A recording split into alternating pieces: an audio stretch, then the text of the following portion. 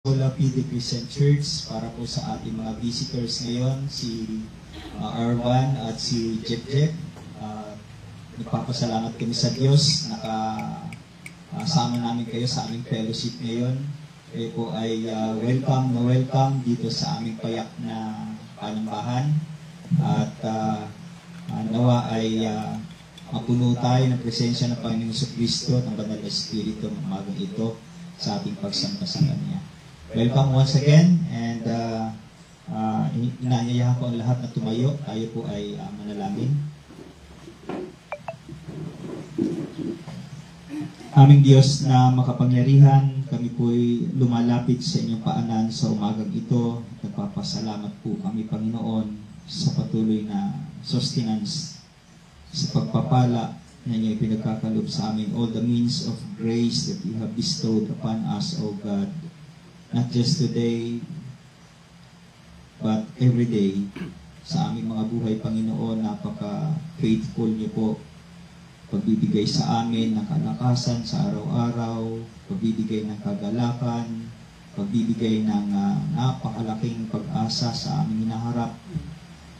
Nagpapasalamat po kami, Panginoon, hindi lamang sa mga ganung bagay, kundi kahit na rin po sa protection at sa provision, Panginoon, na inyo pinagkakaloob sa amin. Salamat po, higit sa lahat, Panginoon, sa buhay na walang hanggan na inyo pinagkakaloob sa lahat ng nananampalataya sa inyong anak na si Kristo Jesus.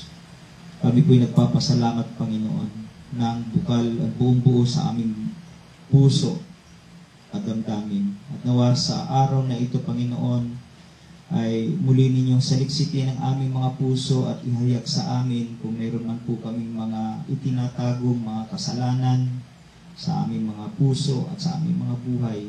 Lord, we pray na i-reveal niyo po sa amin ito at nawa ay linisin niyo po kami, patawarin kami sa aming mga kasalanan at gawin kaming karapat-dapat na humarap sa inyong banal na presensya sa umagang ito.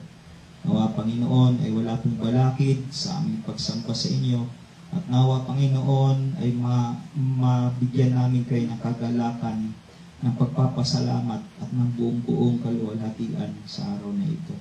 Salamat din po, Panginoon, na patuloy niyo pong pinagpapala ang fellowship na ito, ang local church na ito, Sola PD Christian Church, kahit na po sa aming mga kapatid na nasa malalayong lugar, nakikiisa sa amin through our online and live streaming, Panginoon, nawa, pag-isahin niyo po kami sa Espiritu at sa kagalakan at sa pag-asa na napay Kristo Jesus lamang. Salamat po, may you be glorified, O God, as we worship you today in spirit and in truth. Ipagkaloob namin sa Panginoon buong isipan, puso, damdamin at kalakasan namin sa umagang ito. Be glorified, be exalted, and be magnified today and every day in our lives, O God. This we pray in Jesus' name. Amen.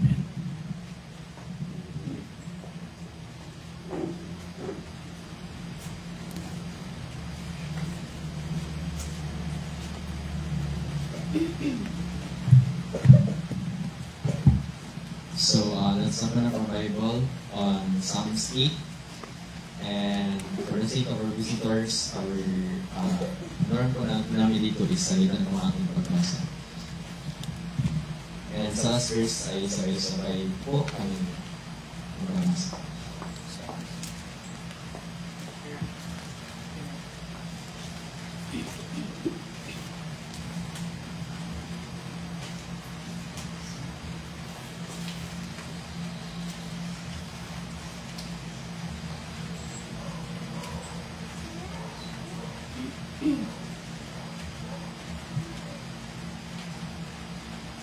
Okay, Psalms 8.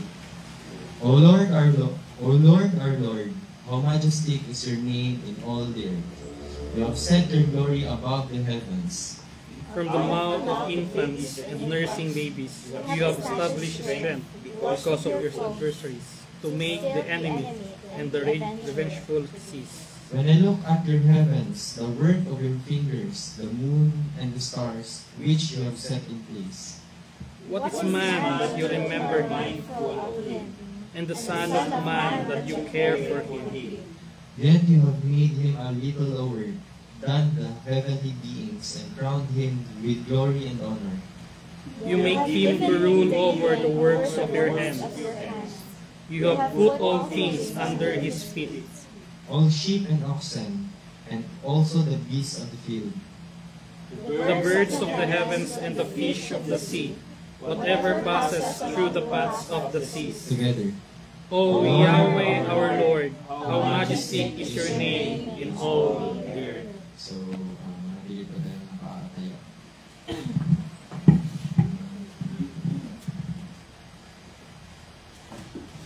Si Asaph na isa sa mga chief musician ni King David at may tuturing na worship leader ang sumulat ng Psalms 73 verse 25 to 26 at ito po ang sabi niya.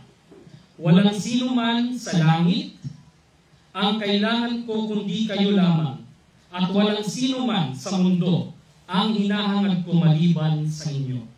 Manghina man ang aking katawan at isipan, kayo, O Diyos, ang aking kalakasan. Kayo lang ang kailangan ko magpakailanman. Isa itong confession ng isang worship leader na ang pangalan ay si Asaph, na nagkaroon ng matinding spiritual struggle because he was so deeply troubled kung bakit yung mga taong hindi naniniwala o sumusunod sa Diyos, sila pa ang dumadanas ng maaayos na pamumuhay, umaasenso at parang walang problema na nangyayari. While those who are devoted and faithfully submitting to and sumusunod sa salita ng Diyos, sila pa yung dumaranas ng paghihirap, matinding pagsubok or tribulation. But Asaph realized the truth and understood the reality the moment he entered the sanctuary of God, na ang material prosperity ay temporary lamang at yung prize ng mga taong inuna at pinili ang mga bagay ng mundong ito and worldly successes kaysa sa Diyos only lead them to dissatisfaction and distraction. But to those who seek God, long for Him, and want to be satisfied in Him, He is the real treasure. Siya ang tunay na nagbibigay ng kagalakan ng ating mga puso and strength in life. So church, as we come before the Lord today, as we begin singing, let us be reminded again through His Word, gaya ni Asaph, na marami mang bagay ang ino-offer ng mundong ito, comfort, worldly pleasure, material prosperity, temporal successes, acceptance or fame. These things will not last and will never satisfy our hearts and our souls. Rather, like Asaph, let us pour our hearts into His truth, that God is the only one who can satisfy us and gives us lasting joy, real peace, and eternal security. At walang makakapantay sa presensya ng ating Panginoon. Kahit ano pang i-offer ng mundong ito sa atin, wala itong halaga kumpara sa pagkilala natin kay Jesus at sa kaligtasan na Kanyang ibinibigay. So church, let us confess and sing through our hearts that Christ is infinitely better than anything this world can offer. Kaya simulan po natin awitin ang kantang Give Me Jesus.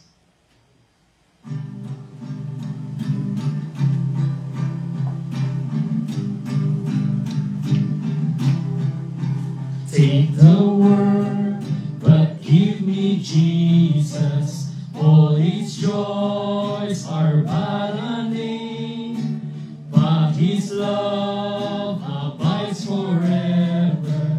Through eternal years the same.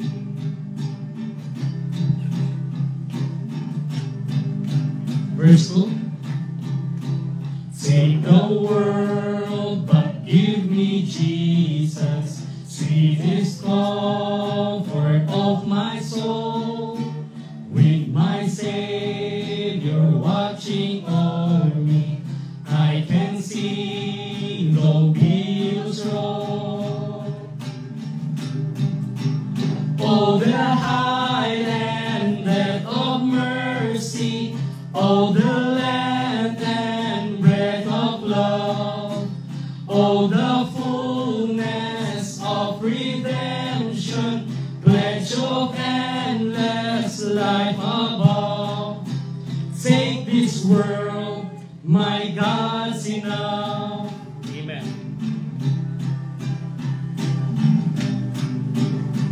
Verse 3. Take the world, but give me Jesus. In His cross, my trust shall be, till with clearer, brighter vision, face to face, my Lord I see. Oh, the height and depth of mercy, oh, the length and breadth of love, oh, the fullness of redemption, pledge of endless life above.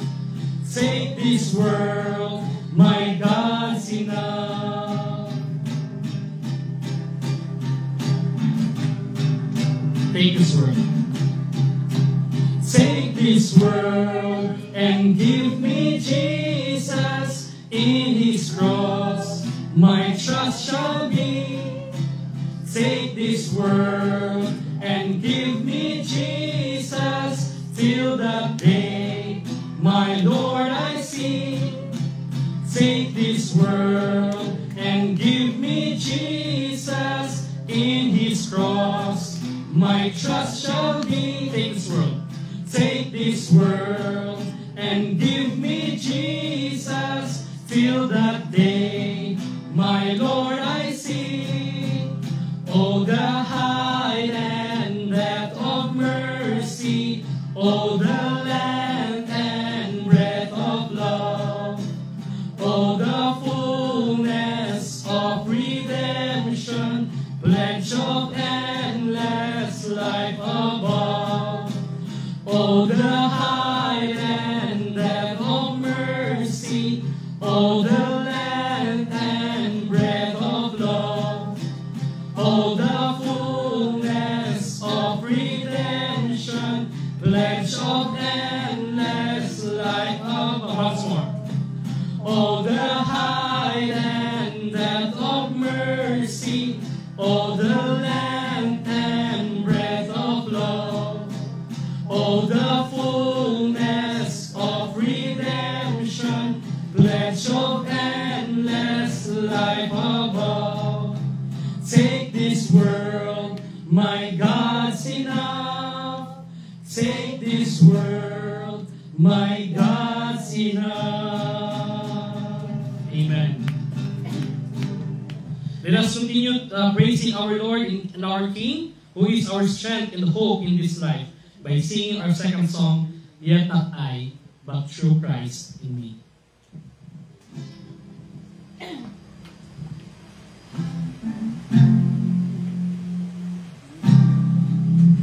What gift of grace is Jesus my Redeemer?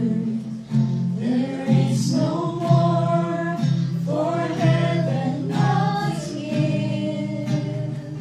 He is my joy, my righteousness, and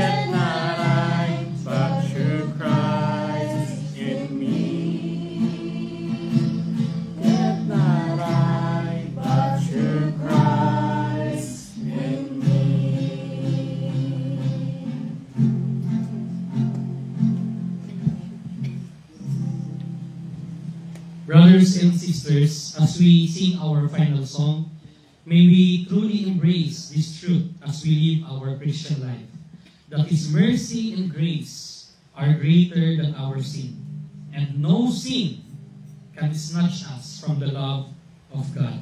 The scripture says, His mercies never come to an end. They are new every morning. Yes, totoo na tayo ay nadadapa sa ating kasalanan at may mga pagkukulang tayong nagagawa. Pero ang biyaya ng Diyos at ang kanyang awa ay laging bago bawat araw. And it is the same grace and mercy that will help us and lead us to flee from our sin and to run to Him and live with thanksgiving and joy in serving Him. Kaya po, kantahin po natin ang awit na His mercy is more.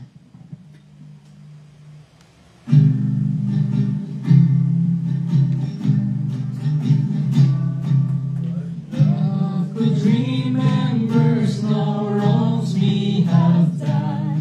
Omniscient, all-knowing, He counts that there's some thrown into a sea without bottom or shore. Our sins, they are many, His mercy is more. Praise the Lord, His mercy is more.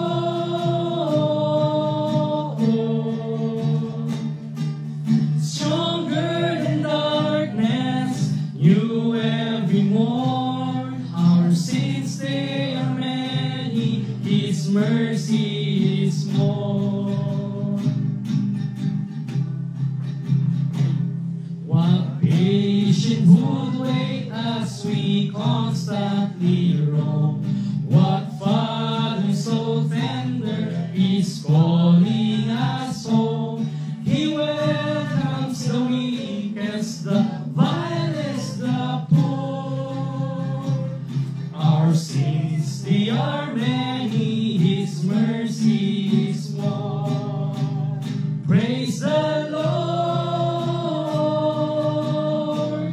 His mercy is more.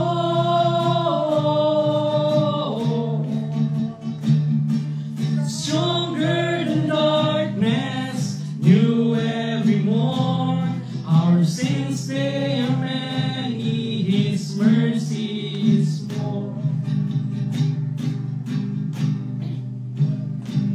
What riches of kindness He lavished on us. His blood was the payment, His life was the cost. We stood it at that we could never afford.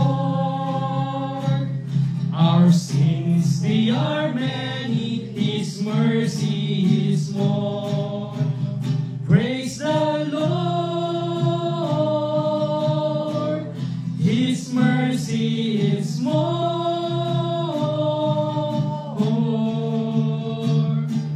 Stronger than darkness, new every morn. Our sins, they are many, His mercy is more. Praise the Lord, His mercy is more.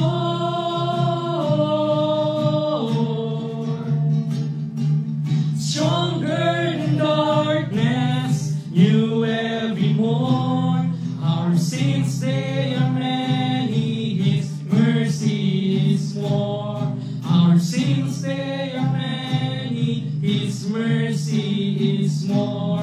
Our sins, they are many, His mercy is more. Amen.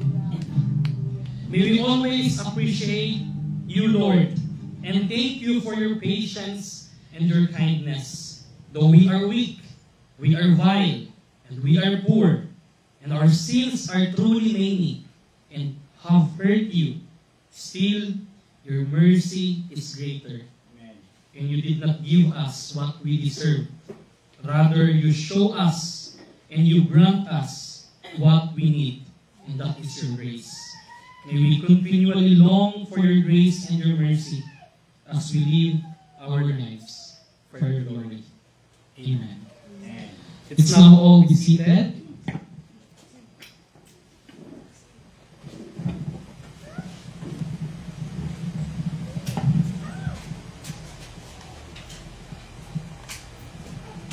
Tayo po'y manalangin para sa ating mga handog, mga offering. Let us bow our heads. Father in heaven, once again, we come unto your throne of grace, thanking you for the life that you have given to us. Salamat po muli, Panginoon, sa buhay na ito. Ikaw po ang unang naghanap sa amin. Hinanap niyo po kami, tinawag, niligtas, Panginoon. Kahit na po kami ay nagkulang at nagkasala sa inyo, hindi po ito naging hadlang upang patuloy niyo po kaming hanapin at mahalin at iligtas sa tiyak na kapahamakan.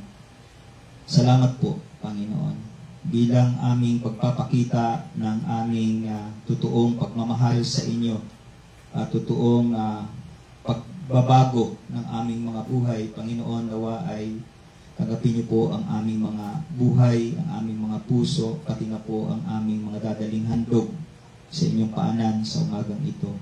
May you be glorified, O God, with our offerings.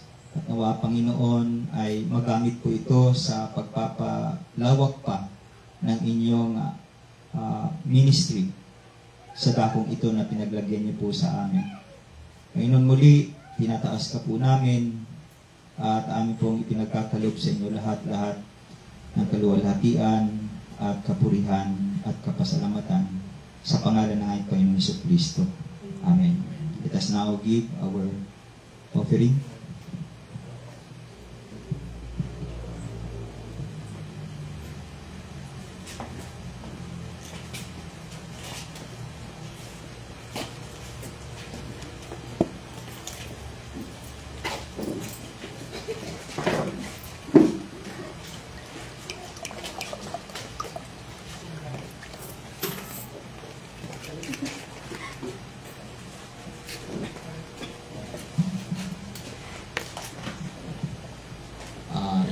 Inaanyayahan ko po ang lahat para tumayo at itas po natin ating mga Biblia para sa ating Bible page. Ito ang ating Biblia. Naniniwala ako na ito ay salita ng Diyos, walang labis, walang kulang. Mamahalin ko at susundin ko ang mga ipinag-uutos dito. Sisikapin kong mamuhay sa katotohanan ito at hindi gagawin ang mga ipinagbabawal dito para sa ating tunay na kagalakan sa tulong ng banal na Espiritu tungo sa paglalahad ng Ebanghelyo ni Kristo Jesus upang maluwalhati ang aking Diyos. Amen. Pili pa kayong nakatayo.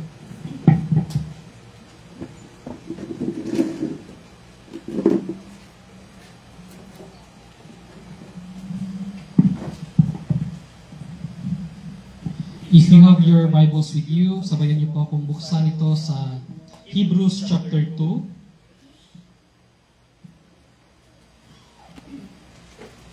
So para po dun sa mga walang Biblia, pwede niyo pong i-assist kung wala po silang mga Bibles. So Hebrews chapter 2. At babasahin po natin ito ng buong chapter and I will be reading using the LSB version. So sabayan niyo lang po ako through silent reading. So kung andyan na po kayo. For this reason, we must pay much closer attention to what we have heard, lest we drift away. For if the word spoken through angels provoked unalterable, and every trespass and disobedience received a just penalty, how will we escape if we neglect so great a salvation? That salvation, first spoken by the Lord, was confirmed to us by those who heard. God also testifying with them both by signs and wonders, and by various miracles, and by gifts of the Holy Spirit according to His own will. Verse 5, For He did not subject to angels the world to come, concerning which we are speaking. But one has testified somewhere, saying, What is man, that you remember him? Or the Son of Man, that you are concerned about him? You have made him for a little while lower than the angels. You have crowned him with glory and honor, and have appointed him over the works of your hands. You have put all things in subjection under his feet. For in subjecting all things to him, he left nothing that is not subject to him. But now, we do not yet see all things subjected to him. But we do see him who was made for a little while lower than the angels, Jesus, because of the suffering of death, crowned with glory and honor, so that by the grace of God he might taste death for everyone. For it was fitting for him, for whom are all things, and through whom are all things, and bringing many sons to glory, to perfect the author of their salvation through sufferings. For both he who sanctifies and those who are being sanctified are all of one, for which reason he is not ashamed to call them brothers, saying, I will recount your name to my brothers. In the midst of the assembly, I will sing your praise. And again, I will put my trust in you, or in him. And again, behold, I and the children whom God has given me. Therefore, since the children share in flesh and blood, he himself likewise also partook of the same, that through death he might render powerless in him who had the power of death, that is, the devil, and might free those who through fear of death were subject to slavery all their lives. For assuredly, he does not give help to angels, but he gives help to the seed of Abraham. Therefore, he had to be made like his brothers in all things, so that he might become a merciful and faithful high priest in things pertaining to God, to make propitiation for the sins of the people. And last verse, for since he himself was tempted in that which he has suffered, he is able to come to help those who are tempted. Father in heaven, we first glorify you by giving our lives and singing praises. I pray, Lord, that what you see right now in our hearts, that we are truly worthy of being your servant, being your people, being your disciples. Lord, we are given this great privilege and opportunity to worship you every Lord's Day, every Sunday. And this is one of your ordinary means for us to be sanctified, to have these spiritual blessings na amin pong matatanggap, Panginoon, sa inyo. Ang inyo na pong binigay din po pa sa amin, Panginoon, bilang mga Kristiyano at inyong mga iniligtas. Lord, we are so blessed because of the gift of life. Marami pong mga tao ang biglaang nawawala sa mundo ito. Biglang namamatay dahil sa sakit, dahil sa mga sakuna, dahil sa mga away, gera, mga accidents. But Lord, this morning, today, binigyan niyo pa rin kami ng breath, ng life, para kayo ay masamba. Para kami ay magkaisa bilang iglesia, bilang church. Para maipakita namin sa inyo, Panginoon, na tunay nga kaming mga hinirang, tunay kaming mga iniligtas ninyo. Because a person who is spiritually dead, unregenerate, who is totally depraved, slave from his sin, alipin ng kaaway, ay hindi kailanman hahanapin kayo at sasambahin kayo. But sa amin, Panginoon, na nandito ngayon, isa po itong pagpapakita na hindi nyo lamang po kami iniligtas, kundi inyo rin kami tinawag para sambahin kayo. And I pray, Lord, and we pray as a church, na nawa ang aming mga puso ay tunay na worthy to be your disciple.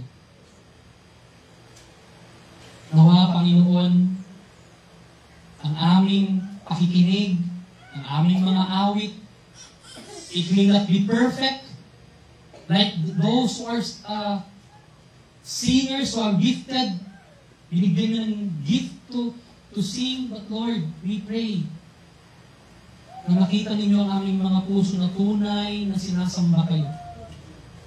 Tunay na ini-embrace ang aming mga kanta, ang aming mga binabasa galing sa inyong salita. Itong mga katotohanan na aming naririnig through our songs, ang aming mga binabasa galing sa inyong salita, naway tunay na aming yakapin, tunay na aming tangkilikin, tunay na aming mahalin. Dahil ito po ang katotohanan. This is your infallible word, O God. Infallible word. Hindi nagkakamali at never na magkakamali. This is your word. And this is the standard and the basis of our life as Christians. We praise you, Lord. We thank you because you're a good Father to us. Hindi nyo kami iniwan o pinabayaan sa aming mga unwise decisions, unwise decision makings and move para kami ay mawala sa aming tamang landas. Pagkos binigyan nyo kami ng inyong salita upang maunawaan kung ano ang ibig sabihin ng buhay at kung ano ang ibig sabihin ng isang tunay na binago ng Diyos. Pinakita niyo sa amin, Panginoon, through your word, kung ano ang kahalagahan ng pakikipagrelasyon sa inyo. Kung gaano kahalaga ang eternal life. Kung gaano kahalaga ang forgiveness. Kung gaano kahalaga ang iglesia para sa aming mga buhay. Ibinigay niyo ito bilang ordinary means sa amin nang sa gayon kami ay lumago sa aming pananampalataya at maging instrumento ninyo para mas mapatibay ang bawat isa, ang mga kapatiran sa pananampalataya, and ultimately to give you glory. Dahil doon po ninyo kami tinawag. Ultimately to glorify you and to enjoy you forever. Not only in this life, but even the life to come. Lord, we are so blessed because of your mercy and grace. Gaya po ng aming inawit kanina.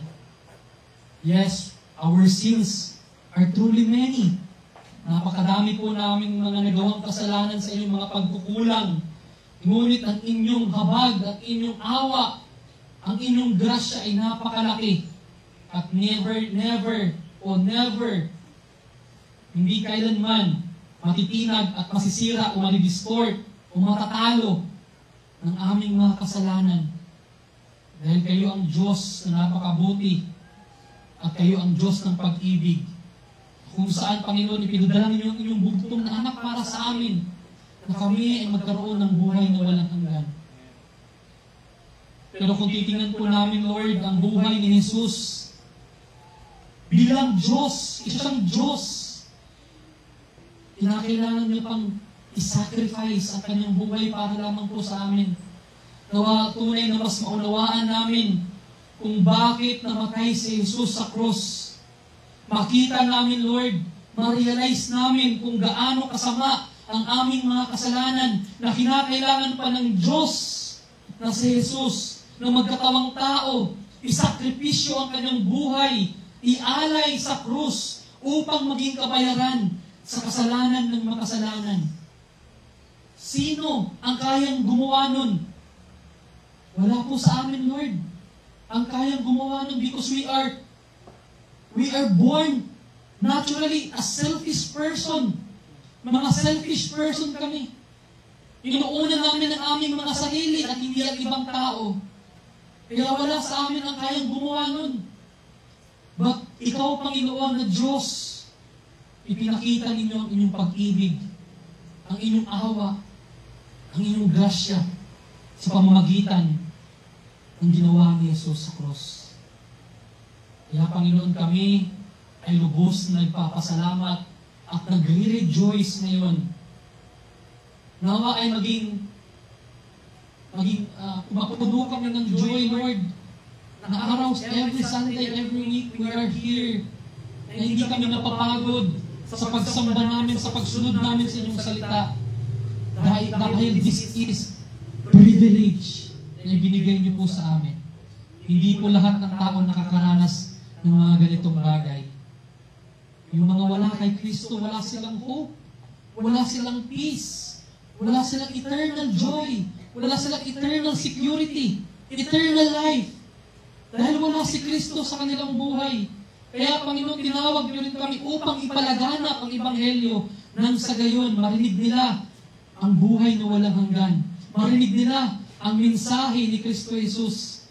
Si Kristo na nag-iisang tagapagligtas at Panginoon ng mundong ito. Kaya Lord, as we about to hear your word today, I pray na bigyan niyo ng matinding conviction sa aming mga puso. Nang sa gayon, Lord, maging receptive kami. Maging receptive kami sa inyong salita. Na hindi lamang po, Panginoon, namin pinapakinggan ito nang wala lang, kundi magkaroon ng manifestation, magkaroon ng bunga sa aming pamumuhay bilang Kristiyano at bilang mamamayan dito sa mundong ito. Tulungan niyo kami, Panginoon, because sa sarili naming kalakasan, sa sarili naming pagsusumikap, hindi namin ito kaya. So we need your grace. We need your mercy. We need your help, O God, na sa aming pakikinig ng inyong salita, buksan ninyo ang aming puso at aming mga tenga at na magkaroon ng willingness, na magkaroon ng desire, ng longing to obey your word, to submit to our Lord Jesus Christ bilang aming Panginoon. Nang sa gayon, maging fruitful ang aming mga buhay.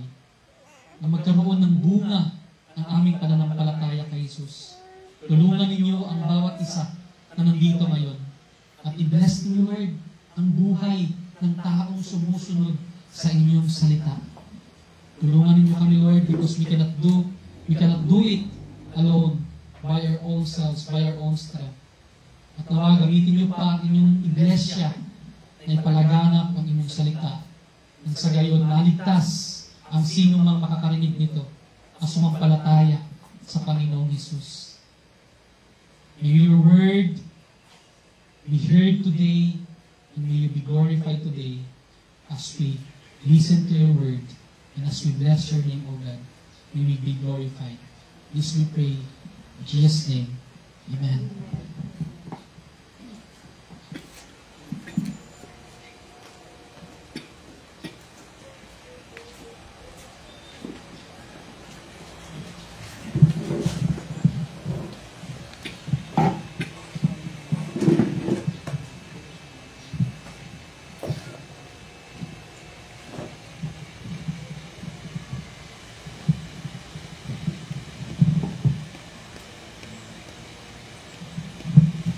Good morning po muli sa ating lahat.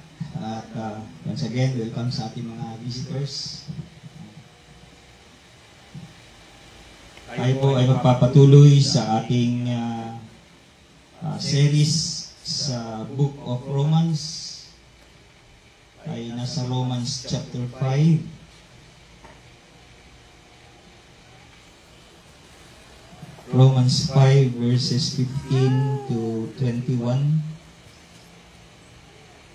15 to 21 ng chapter 5, Book of Romans.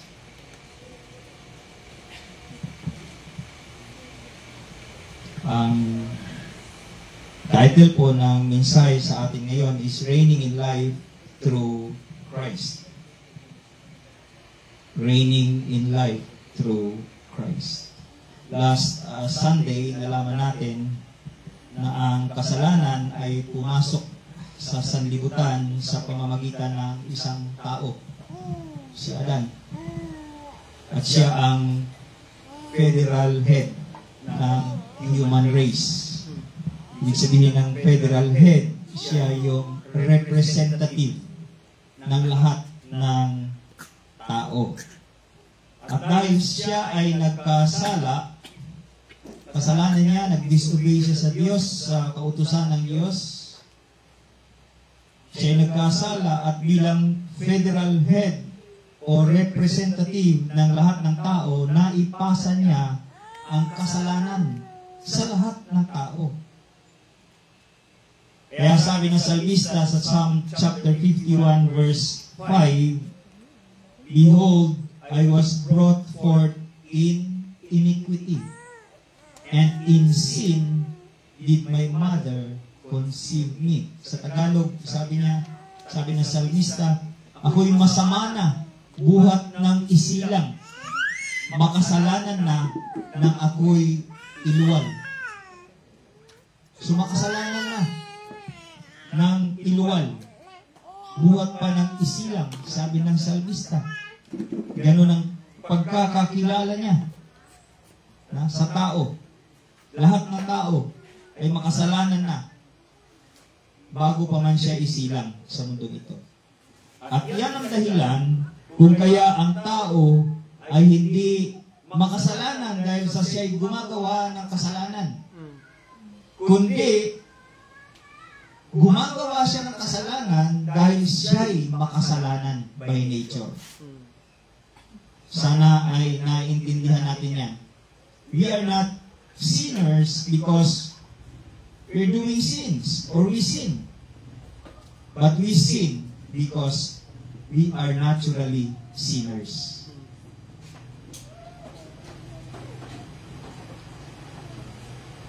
The sinful nature was passed on seminally to Adam's posterity. Ibig sabihin, nasa katawan pa lang tayo ni Adan, makasalanan na tayo. So we are sinners by nature. At ang kasalanan ito ay nagdala ng spiritual death at depravity na naipasa rin sa lahat ng tao. So dahil ang lahat ay nagkasala, ang lahat ay mamamatay. Ang lahat ay nagkasala, kaya ang lahat ay mamamatay. But very comforting na malaman sa passage natin na ito, na very concerned ang Diyos sa tao. Kasama na tayo. Kasama na ikaw, kasama na ako, tayong lahat. Kung nagdala man ang kamatayan sa lahat ng tao ang disobedience ng isang tao, which is Adam, hindi ito nangangahulugan na titigil na yung ikot ng mundo. Dahil sa pamamagitan din ng isang tao, ang last Adam, which is Jesus Christ, sa kanyang redeeming sacrifice, ang kaligtasan ay magiging available para sa lahat ng tao. Pansin po ninyo, kung titignan natin yung ating passage ngayon, kung papansin ninyo yung mga words na many, man, and much more, Kung bibilangin po natin yan, paulit-ulit po yung binabanggit ni Apostol Pablo. Ano dahilan? Ipinapakita po ni Pablo dito na merong mga areas of contrast o pagkakaiba ang dalawang Adam na ito. Tingnan natin anong mga areas of contrast o pagkakaiba ng dalawang Adam na ito. First Adam and last Adam. Merong 5. Number 1 na area of contrast, yung effectiveness or yung bisa. The area of effectivity or effectiveness. Number 2, yung area of extent or yung lawak or yung saklaw. Number 3, area of efficacy. Ano ibig sabihin ng efficacy? Yung power to produce a desired or intended result. Number 4, yung area of essence or yung pinakabuod or yung pinakadiwa. And lastly, yung area of energy or yung kakayahan. So, isa-isayin natin. First, contrast in effectiveness. Merong contrast between the first Adam and the last Adam. Let's look at verse 15. Sabi ng verse 15, but the free gift is not like the trespass. The free gift is not like the trespass. Sabi niya.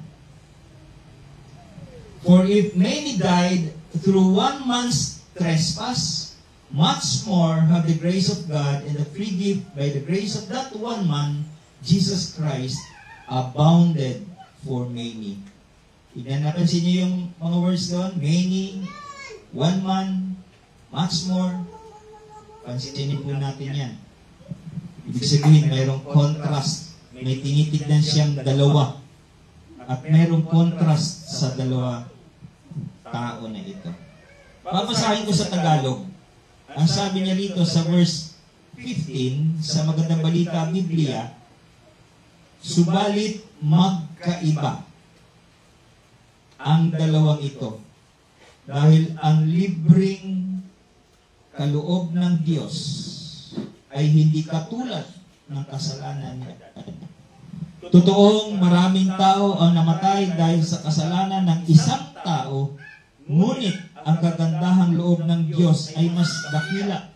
Gayon din ang kanyang libreng kaloob sa maraming tao sa pamamagitan ng kagandahang loob ng isang tao na si Jesucristo. Malinaw sa passage pa lang. The free gift was contrasted against trespass. Yung kagandahang loob, yung libreng kaloob ay naiiba kaysa sa trespass or yung kasalanan ng isang tao. Ang resulta ng free gift ay mas mabisa at mas maganda kaysa sa resulta ng kasalanan, ng trespass. Totoong maraming tao ang namatay, sabi niya, many died. Diba? Sabi niya, maraming tao ang namatay dahil sa kasalanan ng isang tao. Okay? Maraming tao ang namatay dahil sa kasalanan ng isang tao. Ngunit, mas dakila ang kagandahang loob ng Diyos na aapaw at sasagana sa maraming tao dahil sa kamatayan ng isang tao. Tignan niyo yung contrast. Take note po na parang parehas lang tinutukoy dito na salitang many or yung maraming tao, parang parehas lang, you know? Ngunit hindi po nakakatukan ng quantity. Again, ulitin ko, hindi ibig sabihin o nangangahulugan ng quantity yung word na many dito, kundi ang ibig niyang tukuyin o ipakahulugan dito ay quality. Yung kalidad. Ginamit ni Paul ang salitang many sa dalawang magkaibang kahulugan dito. Gaya ng paggamit niya sa salitang all.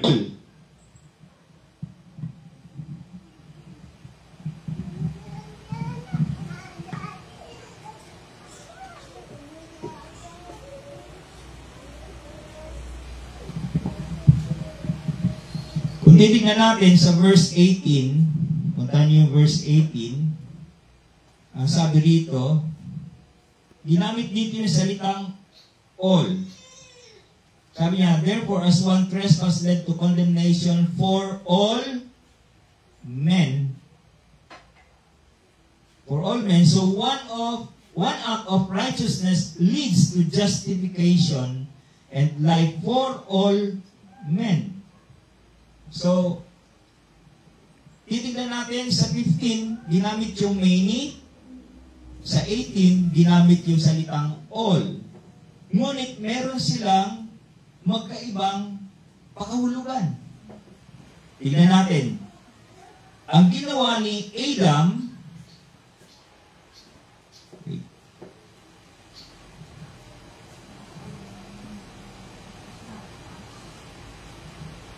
sa ginawa ni Adam, disobedience to God, ang many means universal. Lahat. Kasing kahulugan ng salitang all sa verse 12. Tignan niyo yung verse 12.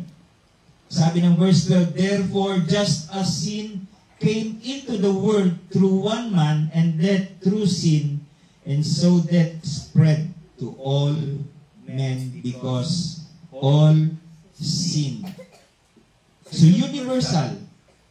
Yung many sa disobedience ni Adam means lahat. Nung sinabi niya many died, ibig sabihin lahat mamamatay because of the sin of Adam, which is disobedience to God. Nung kinain ni Adam ang bunga ng puno na nagbibigay ng kaalaman sa mabuti at masama, automatic yun na lumabag siya sa standard ng Diyos at pumasok siya sa isang curse, sa isang sumpa. Instead na maging katulad ng Diyos, gaya ng promise ng serpent, di ba? Promise ng serpent sa'yo, pag kinain mo yan, you will be like what? You will be like God, sabi niya. But instead, hindi. Salamat. O hindi yun ang nangyari. Hindi siya naging like God, but naging unlike God siya. Instead na siya magdadala sa sangkatauhan sa Diyos, ang kanyang kasalanan ang nagdala sa kanya at sa buong sangkatauhan patungo kay Satanas. Ang puso ng ginawang comparison ni Pablo ay nakatuon, yung focus ni Pablo ay nakatuon sa ginawang act of salvation ng ating Panginoon Kristo dito. At ito ay mas mabisa, mas effective, may di masukat na epekto kaysa sa ginawang pagkakasala ni Adan na nagdulot ng kapahamakan sa maraming tao. Take note again sa mga salitang much more dito sa ating text. Sa Hebrew or sa Hebrew, ang word na much more, yung mga words or salitang much more sa Hebrew ay kalvahomer. Kalvahomer. Ang ibig sabihin ay from easier to harder. Napag-aralan na natin ito, yung a fortiori sa mga previous chapters ng ating pag-aaral sa Book of Romans, yung a fortiori reasoning from the easy to the hard. Ano ang easy dito? Napakadaling gawin ng kasalanan. Ngunit yung pagkakaloob ng kaligtasan sa pamamagitan ng sakripisyo ng Diyos, anak. Di ba napakahirap nun? Dahil mahirap po para sa atin ang maligtas. Hindi natin kayang iligtas ang ating mga sarili. At sino lang makakagawa? Tanging ang Diyos ang makakaligtas sa atin sa galit ng Diyos. Tanging ang Diyos ang makakaligtas sa atin sa galit ng Diyos. Galit ang Diyos sa taong makasalanan. At walang paraan upang maibsan ang galit na yan, kundi ang ipadala ang kanyang bugtong na anak, ang pangalawang persona ng triune or triangle, the God's Son, Jesus Christ. Kalba Homer. From easy to hard. Kung ang kasalanan man ay nagdulot ng kapahamakan sa sangkatauhan, much more, sabi niya, much more, ng biyaya ng Diyos ay magdudulot ng kaligtasan sa marami. Much more. Ang banal na probisyon ng pagtubos ay hindi lamang isang pagpapahayag ng biyaya ng Diyos Ama, kundi pagpapakita rin ito ng biyaya ng Diyos Anak na si Kristo Jesus. Yes, ang kasalanan ni Adan ay nagdulot ng kamatayan sa lahat. Ngunit ang biyayang kaloob mula sa Diyos sa pamamagitan ni Kristo ay hindi lamang nagbigay ng daan para sa sangkatauhan upang maibalik sa orihinal na kalagayan. Anong orihinal na kalagayan ng tao? The sight of God, originally, si Adam sa ating first lesson sa verses 12 to 14, si Adam, nalaman natin, hindi siya dapat, hindi siya subjected to death, but because of his sin, disobedience to God, he was subjected to death. Nagbigay ng daan ang biyayang kaloob mula sa Diyos sa pamamagitan ni Kristo ay nagbigay ng daan para sa sangkatauhan upang maibalik sa orihinal na kalagayan ng tao. Kundi ito'y nagbigay rin ng paraan para sa mga tinubos, sa mga redeemed, na makabahagi sa katuwiran o righteousness at sa kaluwalhatian ng Diyos. Makabahagi tayo. Hindi lang maibalik yung or ma-reconcile ang mga tinubos or makabahagi ang mga tinubos sa katuwiran or sa righteousness at kaluwalhatian or glory ng Diyos. Ganyan po kabisa, ganyan ka-effective. More effective than the sin of Adam. Second area of contrast, the contrast in extent. Verse 16. Yan ninyo ang verse 16. Ang sabi dito, and the free gift is not like the result of that one man's sin. For the judgment following one trespass brought condemnation, but the free gift following many trespasses brought justification. Gusto kong basahin sa, maganda siya sa LSB, yung Legacy Standard Bible. Sabi po rito sa LSB, Romans 5 verse 16, and the gift is not like that which came through the one who sinned. For only one hand, the judgment arose from one transgression, resulting in condemnation. But on the other hand, the gracious gift arose from many transgressions, resulting in justification. Sa verse 15, in-emphasize ni Paul ang sin, ang kasalanan. Sabi niya, through one man's trespass. Verse 15, sabi niya, for if by the transgression of the one, sabi niya, for if that transgression, kung ang kasalanan ng isang tao. So, he emphasized the sin sa verse 15. But here, in verse 16, he emphasized the sinner, yung tao. Verse 16, sabi niya, and the gift is not like that which came through the one who sinned. The one who sinned, sabi niya. Binigyan din ni Pablo yung nagkasala. Sa ESV, sabi niya, that one man's sin. One man, tumutukoy sa tao, kay Adan. Sa verse 15, tinutukoy niya yung kasalanan, yung sin. But here, yung sinner. One sin by one man at one time, nagdala ng judgment sa lahat ng tao. Anong judgment? Condemnation.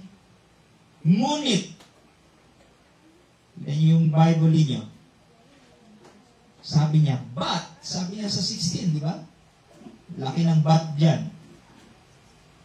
Sabi niya, ang word na but ay pagpapahayag ng contrast. Di ba? But, ibig sabihin, na-explain niya ito, but, ito, sabi niya, ito yung sin, ito yung sinner, but, ito yung grace. Ngunit ang free gift ay hindi ganyan. Parang sinasabi ni Paul, ganon. Due to one transgression, many have died. Yet, due to one death, many transgressions are forgiven. Ang ganda. Ang ganda. Tignan nyo ha, ulitin ko. Due to one transgression, dahil sa isang kasalanan, marami ang namatay. Yang marami, ang ibig sabihin yan, universal.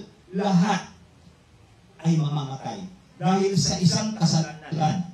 Dahil sa isang kasalanan, marami ang mamamatay. Yet, sabi niya, due to one death, dahil sa isang kamatayan, kanina, dahil sa isang kasalanan, ngayon sabi niya, dahil sa isang kamatayan, maraming transgression ang mapapatawad. Maraming kasalanan ang patatawarin.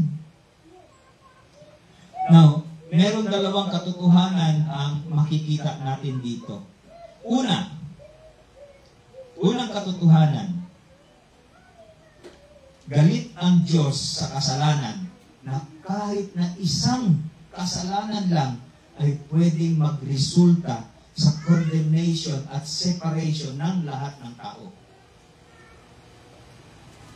Isang kasalanan lang, pwede kang dalhin ito sa impyerno. Kahit na yung pinakamagaang na kasalanan. Ano yung pinakamagaang na kasalanan? Lying. Pagpanikal. Pagbutbot. Pagsisinungaling. Ano sabi niya sa Revelation? Sa lahat ng liars, their part is the lake of fire. Isipin niyo yun. Isang maliit na kasalanan lang pwedeng magdala sa atin sa kapahamakan, sa destruction. Yan yung unang katotohanan.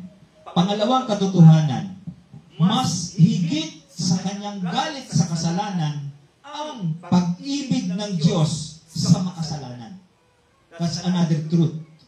Ang kanyang masaganang biyaya ay napakadakila na naglaan siya hindi lang ng pagtubos sa isang tao mula sa isang kasalanan, referring to Adam, kundi para sa pagtubos ng lahat ng tao mula sa lahat ng kasalanan.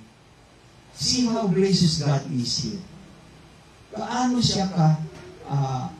kasagana ang biyaya ng Diyos. Although ang kasalanan ay pwede magdala sa atin sa kapahamakan,